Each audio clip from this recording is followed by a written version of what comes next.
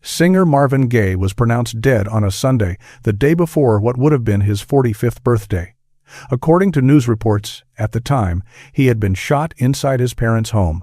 His father, Marvin Gaye Sr., was taken into custody on suspicion of murder and ordered to undergo psychiatric evaluation. The headlines moved quickly, but one thing seemed to remain fixed for decades. Marvin Gaye's music would outlive him. For nearly 40 years, the world accepted his death as a straightforward family tragedy, a violent outburst between a troubled son and a rigid, aging father. But that was only the version the public was allowed to see.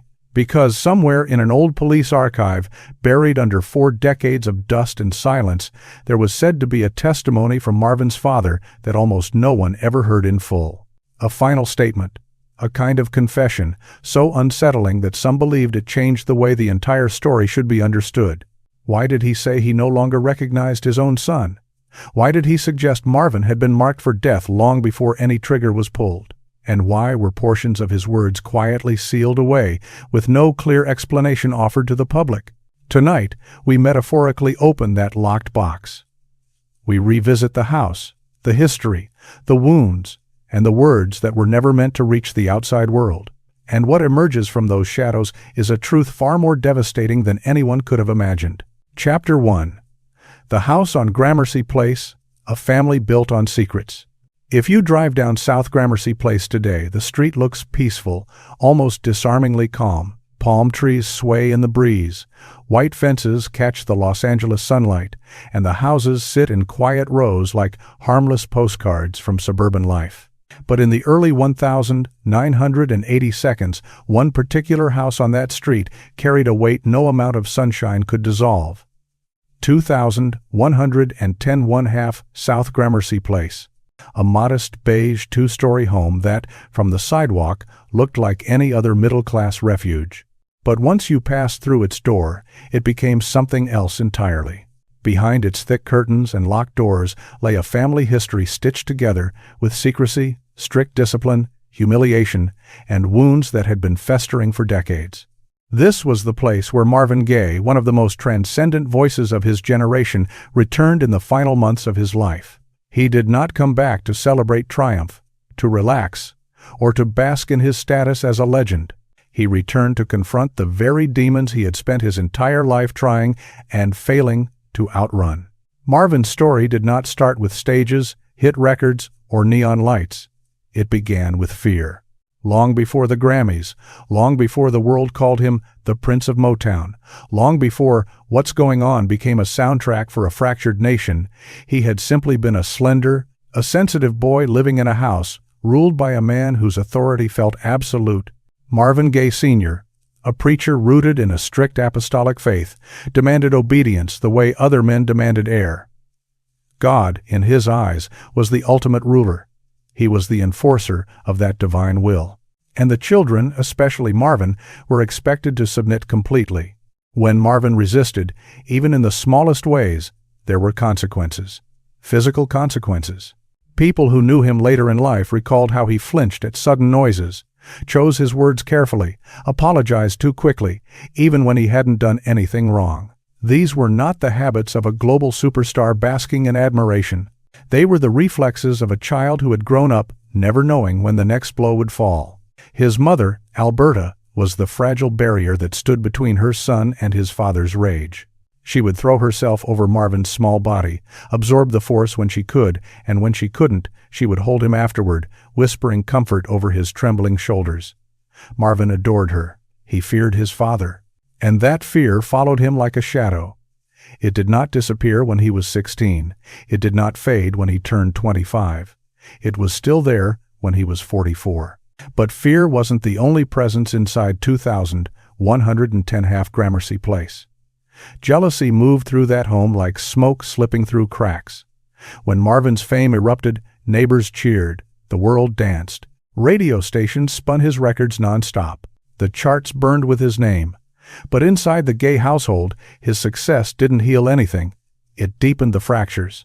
Some people claimed that Marvin Sr. resented the glare of his son's spotlight, resented the screams of women calling Marvin's name, resented the streams of money flowing in from records he neither liked nor understood. Others whispered something even darker, that the father, once the unquestioned head of the home, could not bear living in the shadow of his own child. Whether those whispers were completely accurate or not, the tension they described became another unspoken law of the house. You did not celebrate Marvin too loudly, not in front of his father, not under that roof. Despite it all, Marvin continued trying to love the man who had raised him, even when church members murmured about Pastor Gaye's harsh methods. Even when relatives suggested the father never truly believed Marvin was man enough. Even as the emotional distance between them stretched wider, like a gulf no apology could bridge, every gesture Marvin made, every gift, every visit, every attempt at reconciliation seemed to evaporate as soon as it reached his father.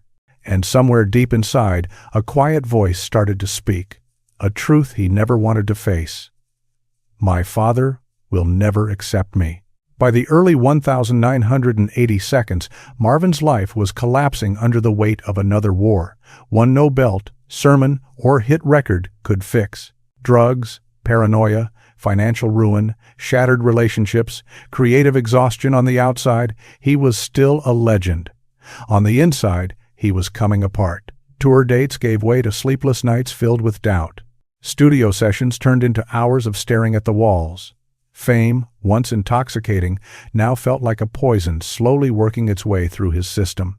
In that vulnerable freefall, he made a choice he had once promised himself he would never make. He went back to his father's house. To strangers, it looked like a son returning home to regroup. To anyone who truly knew the history, it was the most dangerous place he could have chosen, because the house hadn't changed. The rules were the same. The man who enforced them was the same. When Marvin walked back through that front door, he wasn't a superstar, a pioneer, or a musical genius. Inside those walls, he was once again a child living in the long, cold shadow of the one person whose acceptance he had craved his entire life but had never received. The old wounds opened almost immediately. Arguments resurfaced, judgment sharpened, disappointment thickened the air until breathing felt like work. Friends said Marvin looked haunted. Even Alberta saw it in his eyes. The same house that had contained his childhood fears had now become the stage for his final breakdown. Night after night, the same thought stalked him. The same sentence he had spoken for years in interviews, in journal entries, and in late-night confessions. One day, my father will kill me. People thought he was exaggerating. They assumed it was just the paranoia talking. They believed he was simply drowning in his own darkness. But what if it wasn't paranoia? What if Marvin was the only one who truly sensed what was coming? What if, after decades of conflict, silence, resentment, and spiritual warfare inside that house, he could see the inevitable more clearly than anyone else? Because in the spring of 1984, that prophecy he had repeated again and again stopped feeling like a distant fear and began to sound like a countdown. Chapter 2. 1983. 1984. Marvin returns home to face his demons. By the end of 1983, Marvin Gaye was no longer the glowing figure audiences remembered from the Midnight Love era. The stage lights had dimmed, and behind them there was a man quietly coming apart. He canceled concerts, vanished from rehearsals, and spent endless nights alone in anonymous hotel rooms, lying awake and staring at the ceiling as if something unseen hovered just above him. Friends later described him as jumpy, withdrawn, worn down in a way that no amount of sleep could repair. When the final stretch of the Midnight Love Tour fell apart, Marvin did not protest, did not fight the decision. He simply stepped away from the music, from the crowds, from the roar of applause, as though the noise of the world had become unbearable for a mind that was already splintering. And then, in that fragile state, he made a choice almost no one saw coming. Instead of escaping to a quiet retreat or surrounding himself with people who might shield him, Marvin went back to the very place he had spent most of his adult life trying to avoid. His parents' house at 2110 South Gramercy Place. When he crossed that threshold in the winter air, it was as if the house swallowed him whole, just as it had done when he was a frightened child decades earlier. The shift in him was immediate.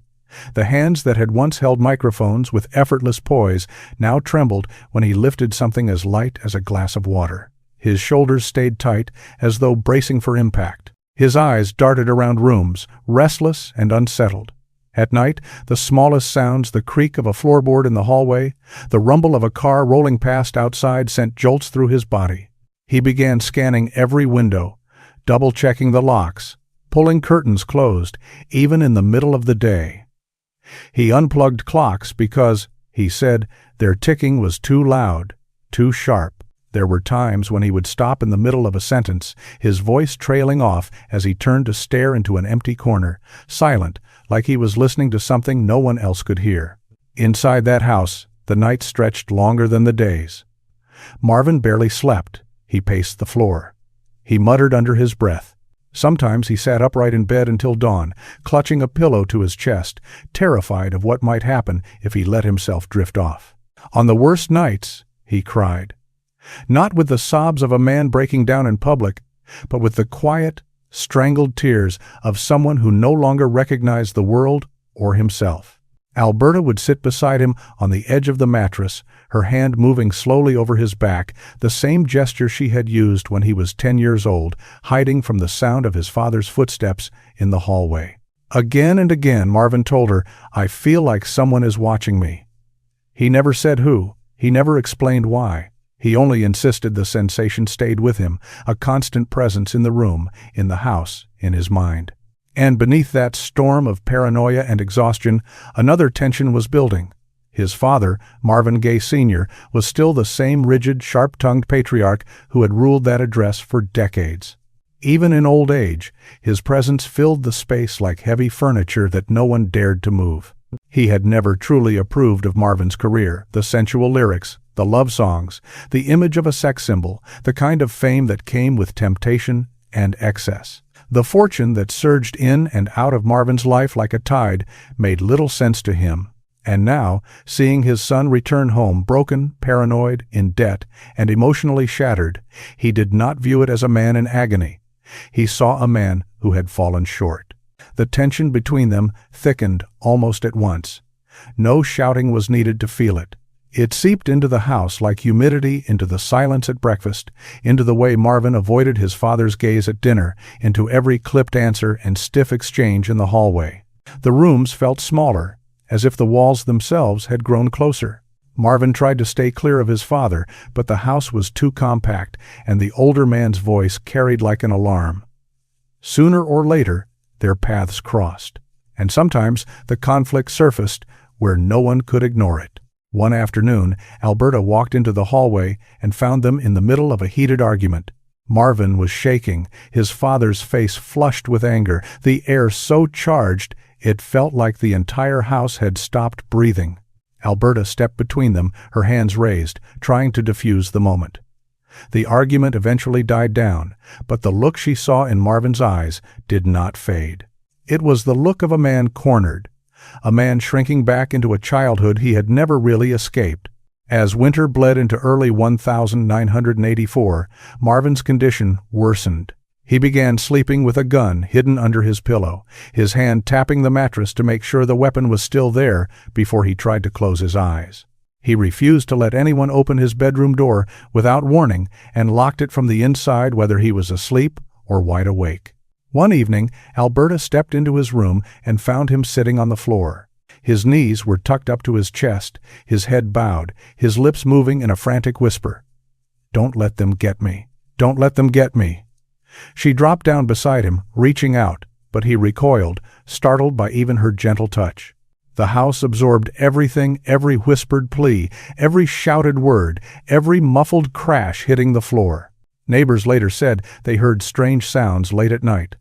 Footsteps racing down the hallway at 3 a.m, the distant thud of something falling, fragments of arguments carried through the walls. By daylight, Marvin drifted through the rooms, with his head bowed, hands clasped together as if he were silently praying his way across a battlefield. And yet, he still tried to keep a grip on himself, on some version of normal. He dusted the living room. He helped his mother with bags of groceries. He apologized constantly for taking up space, for disturbing her, for things that didn't even require an apology. "I'm trying, Mom," he told her one afternoon. "I just want everything to be right again." But the harder he fought to steady himself, the more he seemed to slip away. That house was not a refuge. It was a mirror reflecting his deepest fears back at him. Every hour spent under the same roof as his father felt like an invisible rope tightening around his neck, a noose only he could feel. People close to him said he moved as though he were trapped in slow motion, each day dragging him deeper into a strange space where past and present blurred together, the terrified boy and the exhausted man existing in one fragile body. And as the slow weeks inched toward April, something else appeared in his eyes, a quiet, eerie awareness. The unsettling calm of someone who could sense a tragedy approaching long before anyone else even realized it was near. For years, Marvin had repeated one chilling prediction, sometimes with a nervous laugh, sometimes with a tremor in his voice, sometimes with deadly seriousness. "My father will kill me one day." Most people brushed it off. They said he was being dramatic. They assumed it was just another symptom of his darkening thoughts. But inside that house on Gramercy Place, those words no longer sounded like exaggeration. They felt like a script unfolding, a warning turning into a timetable. And as March slipped into the final days before April 1st, the walls of that modest beige home seemed to close in tighter around him, each argument sharper, each silence heavier, each night more unbearable than the one before. Marvin was slipping, his father was simmering, his mother lived in quiet terror, and that house, standing so calmly on a Los Angeles street, felt once again as if it were holding its breath, waiting for the instant when decades of fear, resentment, love, anger, guilt, and unspoken pain would finally collide in the most devastating way imaginable. Chapter 3. The final 48 hours. What really happened? The last 48 hours of Marvin Gaye's life unfolded inside a house already pushed beyond its emotional limit, a home where decades of silence, discipline, and unspoken wounds hung in the air like dust in a beam of light. On March 30th, 1984, the pressure that had been simmering for months finally began to crack open. Late that morning, Marvin sat at the dining table, surrounded by bills, insurance forms, and letters he barely remembered agreeing to. Papers were spread out in front of him like a scattered map of a life he no longer controlled. Then he heard it, the familiar, steady thump of his father's footsteps entering the room. His shoulders tensed before the older man even spoke. Their eyes met, and something cold settled over the space between them. Without any polite prelude, Marvin accused his father of hiding financial documents from him. His voice was tight, urgent, edged with a kind of panic that sounded less like anger and more like fear. His father answered with the same sharp, cutting tone Marvin had known since childhood. According to later reports, he insisted that nothing in that house truly belonged to Marvin anymore. Not the papers, not the money, not even basic respect. Alberta stepped in, slipping a trembling hand onto her son's arm, urging him in a soft voice to let it go. But her attempt to calm the storm only seemed to feed it. Marvin shouted that his father wanted control over everything, even the insurance money. The older man glared and told him that in this house, he wasn't a legend, wasn't a star, just a man who had lost his way. The exchange didn't end because either of them cooled down. It ended because Marvin broke away, leaving the table and pacing the hallway like someone trying to outrun a tightening invisible grip around his chest. The following night, March 31st, the house grew unnervingly quiet. Alberta would later say in interviews that she felt something was off, though she couldn't put her finger on what it was. Around 9 p.m., Marvin's bodyguard stopped by to check on him after hearing about the argument. As soon as the man stepped inside, Marvin appeared at the top of the stairs. His eyes were wide, his voice shook as he ordered the guard to leave immediately. "I don't want anyone listening," he said, almost shouting, his paranoia flaring. The bodyguard tried to calm him, to reason with him, but Marvin's panic only grew sharper, more frantic. When the door finally closed and the guard walked away, Marvin slid the lock into place with shaking hands and retreated to his bedroom. Inside, he unplugged the television, checked the window latches twice, maybe 3 times, then sat on the edge of the bed, elbows on his knees, his head in his hands. According to some accounts, he kept muttering under his breath, "Something's wrong. Someone's trying to take something from me." Downstairs, his father sat in his armchair, his body unnaturally still, his eyes fixed on some distant point in front of him. Neighbors would later claim they had never seen the old man so motionless, so inward, as if he were replaying a story only he understood. On the morning of April 1st, 1984, Alberta sat at the dining table, reading a letter. The house was quiet, but not peaceful. Her husband walked in and demanded to know what she was hiding from him. The tone was sharp, familiar, the same harsh edge that had cut through their home for decades. Upstairs, Marvin was already awake, fully dressed, as if he had never truly slept. He heard the tension rising in his father's voice, a sound he recognized instantly. Instinct took over. He rushed down the stairs, moving faster than his mind could catch up. He stepped between his parents, positioning himself as a shield, and told his father to leave his mother alone. His voice cracked, carrying not just anger, but the raw panic of a child who had spent a lifetime listening for that very tone. His father ordered him to stay out of it. Marvin refused. He yelled that the fight ended now and pushed his father not hard enough to be called a brutal attack, but enough to make the older man stumble backward. For the first time, Marvin had physically pushed back. The shock of that moment sank into the room, filling it with a silence more dangerous than any shouting match. Alberta begged them to stop, her words falling into a void neither man could hear any more. Marvin stood there, breathing heavily, his hands shaking, visibly rattled by what he had just done. His father stared at him with a cold, unreadable expression, then turned and walked down the hallway. Alberta thought he was stepping away to calm down. Marvin believed the confrontation was finally over. But the older man walked into his bedroom, opened a drawer, and took out the Smith & Wesson .38 revolver. The very gun Marvin had once bought for him as a misguided gesture of peace and protection. He gripped it in both hands and walked back toward Marvin's room. In the doorway, he paused. Inside, Alberta was still trying to soothe her son, still trying to pull him back from the edge. At approximately 12:38 p.m., the first shot tore through the quiet. Marvin barely had time to react. The bullet struck him in the chest, piercing his heart and knocking him backward onto the bed frame. Alberta screamed and lunged toward him. Witnesses later said her cries were so sharp that people nearby swore they heard them through the walls. Marvin's hand flew to his chest. His eyes were wide with shock, confusion, and an almost childlike disbelief. His father stepped closer, his face reportedly blank, emotionless. He raised the gun again and fired a second time.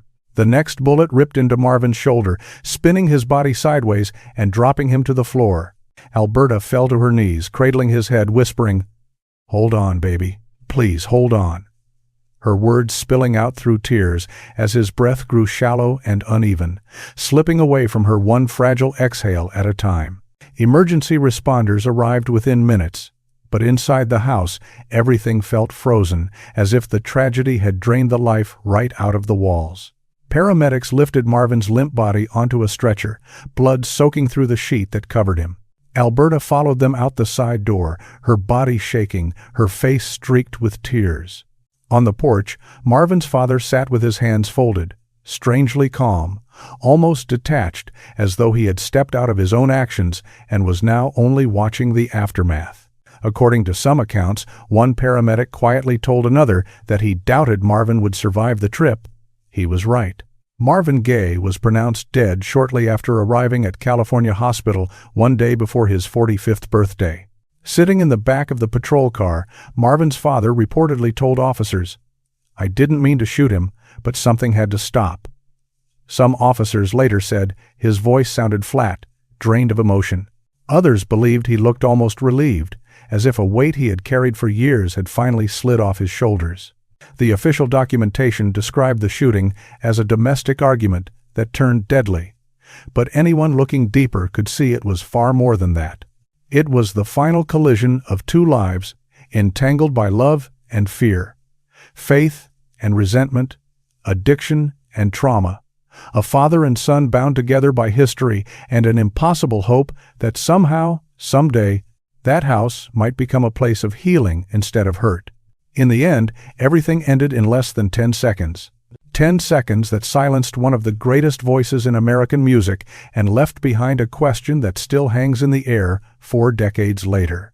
Was that Sunday afternoon a sudden explosion or the final eruption of a lifetime of pain that had been building from the very start? Chapter 4. The Lost Testimony. What the father said and what he didn't. The interview room at the LAPD station was small, windowless, and chilled just enough that Marvin Gaye Sr. kept rubbing his palms together for warmth. The air carried the faint scent of paperwork and disinfectant, the kind of sterile smell that clings to places where lives are dismantled on tape and in ink. It was the sort of room designed to make the truth feel too heavy to keep inside. Officers escorted him in carefully, almost gingerly, as if they weren't entirely sure which version of him they were confronting. The grieving father, the man who had pulled the trigger, the confused elderly suspect, or something far more complicated. When he sat down, the chair beneath him creaked. He looked smaller than he had appeared hours earlier on the front porch, smaller even than the stern, imposing figure neighbors had known for years. On the metal table, a cassette recorder clicked to life. A red light blinked. A pen tapped softly against the tabletop, keeping time with the quiet buzz of the fluorescent light above. Then came the first question. "Mr. Gaye, tell us what happened." His voice, when it finally emerged, was soft and thin, almost weightless. "I didn't want to kill him," he said. "I was afraid he'd beat me to death." That single line would later appear in newspapers, echo on television, and be repeated in magazine articles. It fit perfectly into the narrative. The public was given a domestic argument gone too far. An aging father pushed past his limit. A moment of fear turned lethal. It was simple, easy to repeat, easy to understand. But the instant those words slipped out, something in his expression seemed to change. His eyes drifted away from the officers and settled on a spot on the wall, as though he were staring straight through the cinder block, past the room, back through the decades that had brought him there. The officer asked him to continue. What followed, according to later accounts of the interview, never made it into the polished public summaries. It was not quoted widely in the press, not played on television specials, not highlighted in anniversary retrospectives. Instead, it existed only on a handful of neglected pages in a file that some people believed had been edited before it ever saw daylight. A file that, for years, was said to contain only fragments instead of a full confession. In a voice barely louder than the low hum of the recorder, he reportedly said, "I didn't recognize him anymore." The officer leaned in. "What do you mean?" "He wasn't my boy," the father whispered. "Not the boy I raised, not the boy I fed, dressed, took to church." He swallowed, struggling over the words. That one was an angel. This one was something else. He paused for a long stretch of silence, his chest rising and falling in slow, deliberate breaths, like each memory had to be pulled from somewhere deep and painful. "It was like something had taken hold of him," he continued. "Like he wasn't himself."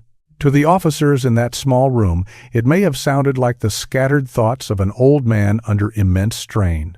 But had those lines been made public at the time, they would likely have opened the door to darker speculation about possession, about addiction, about mental breakdown, about the darkness relatives said they had noticed creeping over Marvin in those final months. Instead, almost no one outside that room heard those words.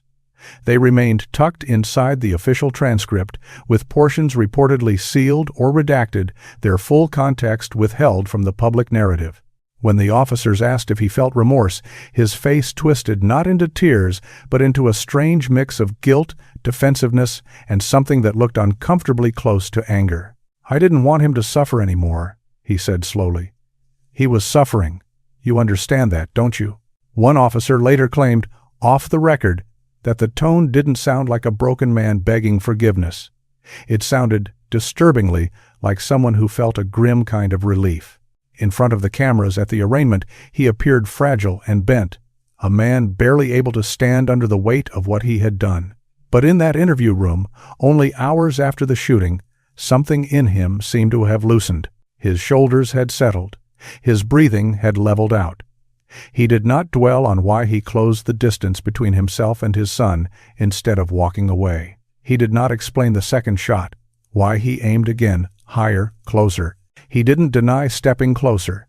He didn't deny pulling the trigger twice. He simply framed it as an end to pain, his pain, Marvin's pain, the family's pain, without ever fully acknowledging what that end really meant. According to some internal notes, there was a moment when he asked the officers almost timidly, "If I told you I'm glad he isn't hurting anymore, would you believe me?" The question reportedly stunned the room. One officer looked up sharply. Another lowered his eyes, unsure whether he was hearing a confession of compassion or something much more unsettling. Later, a detective would describe that line as the single most chilling moment of the entire interview. For the next hour, the father drifted between the past and the present, between language that sounded like regret and language that sounded like accusation. "He treated his mother like she was nothing," he said at one point, his words taking on a hard, defensive edge. "He yelled, he cursed, he pushed me, he became cruel." Yet almost in the next breath, his tone softened. "I loved him. I prayed for him. But he was slipping away into darkness, and no one would help him. No one could." The contradictions were impossible to ignore. The officers wrote them down, line by line, but making sense of them was another matter entirely. It was as if he were trying to hold together two different versions of himself, the father who wanted to protect his son, and the father who had spent years resenting his son's fame, lifestyle, and distance. More than once, he circled back to Marvin's success. "He had everything," he muttered. "Everything I never had." People adored him more than God. The bitterness in that admission, according to those who later heard the tape, was unmistakable. As the hours wore on, he began speaking about the past in ways no newspaper ever fully captured. He acknowledged feeling overshadowed by his children, especially Marvin. He admitted that his role as head of the household felt eroded, chipped away by fame, money, and changing loyalties. "He took my family away from me," he murmured. "He took my home. He took my place." Whether he meant emotionally, spiritually, or literally was unclear, perhaps even to him. When the officers pressed him again on what he meant by saying something had taken hold of Marvin, he shut down. He shook his head and replied, "There are things you don't understand, things I'm not going to say." His eyes went distant and cold, the gaze of a man who had reached the boundary of what he was willing or able to reveal. It was as if he had walked right up to the edge of a deeper truth and then backed away, leaving only shadows behind. When the interview finally ended, the recorder clicked off. The red light went dark. For several minutes, he sat in silence, staring at his hands.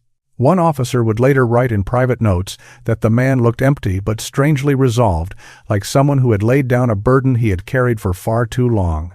The public never heard that full testimony. They got the streamlined version: fear, self-defense, the confusion of an old man overwhelmed by a violent confrontation. That was the official story that fit neatly into headlines and sound bites. But in the lines that were left out or buried, there was a different picture. A father who felt both powerless and powerful, ashamed and yet justified, heartbroken and yet, in some small, chilling way, relieved. A man who claimed his son had become someone or something he no longer recognized. A man who seemed unable to admit the depth of his jealousy, resentment, and disappointment without revealing a motive darker than anyone wanted to face. And perhaps the most haunting question left behind is not simply why he killed his son, but what truth he was too afraid or too unwilling to speak out loud. Chapter 5. Aftermath. 40 years later, the real heartbreak. In the hours after the shooting on April 1st, 1984, the house at 2110 DeHaaf South Gramercy Place fell into a heavy, unnatural stillness. Yellow police tape fluttered in the warm Los Angeles breeze. Neighbors peered from behind curtains, speaking in hushed tones. Reporters clustered on the sidewalk, cameras pointed at a front door that had just become the scene of one of the most devastating losses in American music history. Inside, Alberta Gaye, a wife and mother who had spent decades trying to hold a fragile family together, made a decision she had never allowed herself to imagine. She left the house. Not for fresh air, not for a brief escape. She left for good. Within hours, she packed a small overnight bag, walked out the door, and never looked back. The place where she had raised her children, prayed with them, comforted them, and hidden them from their father's temper, became the address she would spend the rest of her life trying to erase from memory. By April 2nd, the news had spread across the country. Radio DJs struggled to finish their sentences on air. Television anchors paused mid-script as footage of Marvin's performances and award nights rolled behind them. Outside the hospital where Marvin had been pronounced dead, fans gathered with candles and handwritten notes. Some stood in silent disbelief. Others wept openly, as if the ground beneath them had shifted and nothing felt steady anymore. For many in the black community, the grief cut especially deep. Marvin's music had scored their heartbreaks, their marches, their joy, their survival. To hear that he had not died in a car crash or from an overdose, but from bullets fired by his own father, this did more than shock. It fractured something fundamental, shaking the cultural foundation Marvin had helped shape. By April 5th, the debates had already taken shape. Talk shows, barbershops, church basements, and community centers all turned into makeshift courtrooms, everyone trying to interpret what had happened inside that house. Was it self-defense? A mental break? A tragic accident in a volatile home? Or the inevitable final chapter of a violent cycle that had been spinning for more than 3 decades? The answers depended on who was speaking. Family friends said Marvin had been unraveling mentally for months.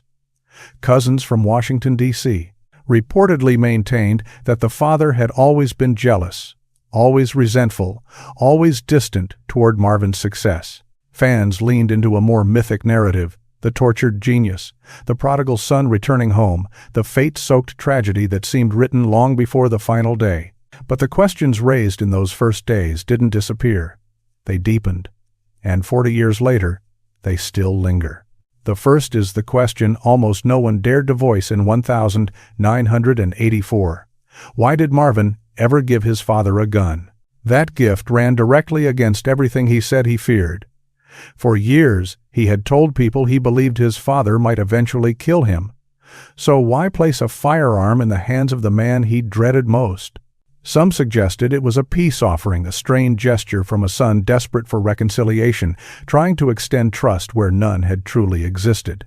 Others believed it was driven by guilt, a way of saying, "I still care," after years of fast living, broken relationships, squandered money, and self-destruction.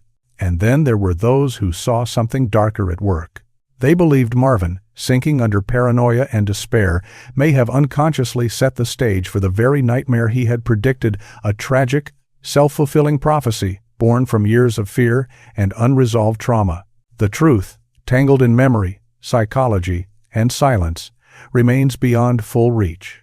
The second question comes from what was recorded in police files, court documents, and medical reports. Why did Marvin Sr. show so few signs of mental instability before the shooting?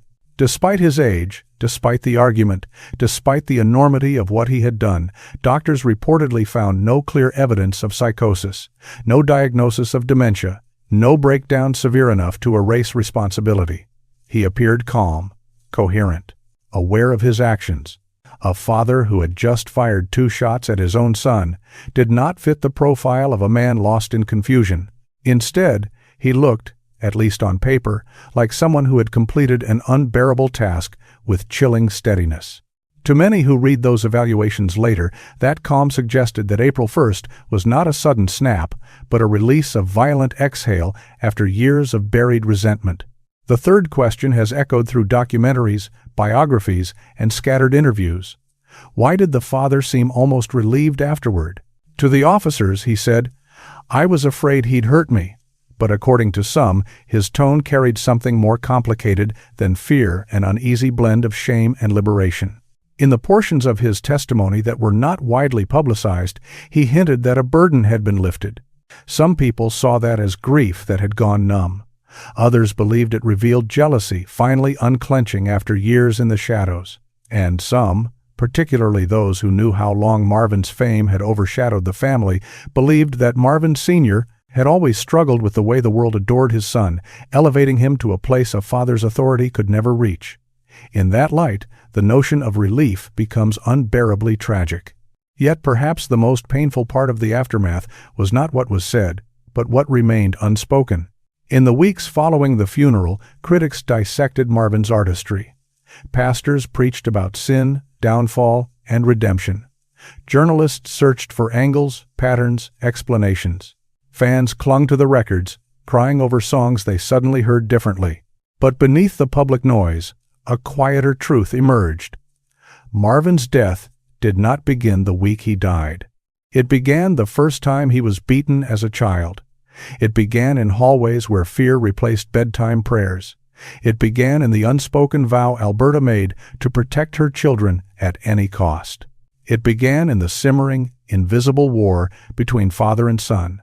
A war waged not only with raised voices or slaps, but with shame, rigid expectations, emotional wounds, and a constant battle over power and worth. Seen from that angle, April 1st was not the opening of a tragedy, but the end of one that had been writing itself for years.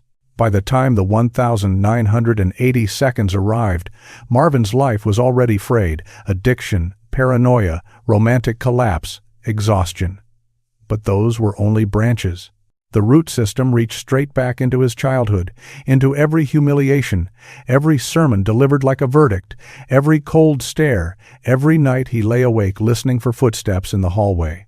Each of those moments was a stitch in a dark tapestry that finally tore open that Sunday afternoon.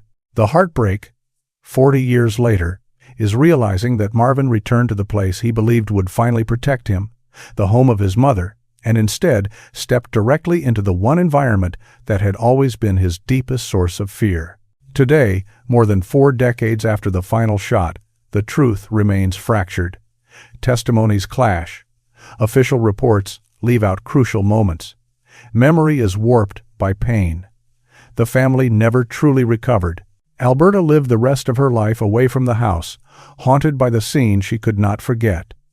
Some relatives still refuse to speak openly about certain details, and even in its fuller form, the father's testimony leaves cavernous gaps, confessions overshadowed by evasions, honesty dulled by shame, explanations twisted up with bitterness.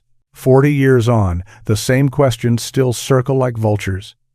Was Marvin's death the result of a single catastrophic argument? Or was it the inevitable outcome of a life pushed past its breaking point? Was it self-defense, despair, or a final act of control by a father who had always relied on fear to maintain power? Maybe the most devastating truth is simpler than any theory. A musical genius went back to the only place he thought might save him, his childhood home, and died in the one space he had always been taught to fear. And so we are left with a question that refuses to fade, long after the music stops and the headlines disappear. Was Marvin Gaye's death a tragic accident, or the final chapter of a life that had been breaking from its very first pages? Share your thoughts in the comments, and don't forget to subscribe.